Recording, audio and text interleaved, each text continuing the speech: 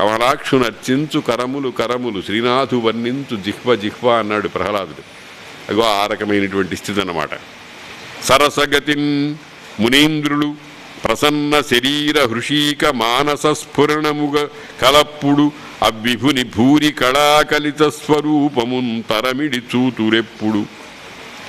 సరసగతిన్ మునీంద్రులు, సరసగతి సరసమైన గతి. సరసమైన గతి అని అంటే లోకంలో సరసం అంటే వేరే అర్థం ఉంది. సరసాలాడుతున్నాడు, అవతల వాడితో వేళాకోళాలాడుతున్నాడు అని అర్థం ఉంది. ఇక్కడ సరసం అంటే అది కాదు. రసగతి. రసం అంటే పరమాత్మ. పరమాత్మయే దిక్కు అనేటువంటి భావనతో ఉండేటువంటి మునీంద్రులు. సరసగతి అంటే అర్థం. కొన్ని కొన్ని మాటలు అన్నీ పక్కదారి పట్టిస్తూ ఉంటాయి. మనకు లోకంలో రూఢం అంటారు. కొన్ని కొన్ని మాటలు రూఢం. ఇప్పుడు తద్దినము అన్నాం అనుకోండి.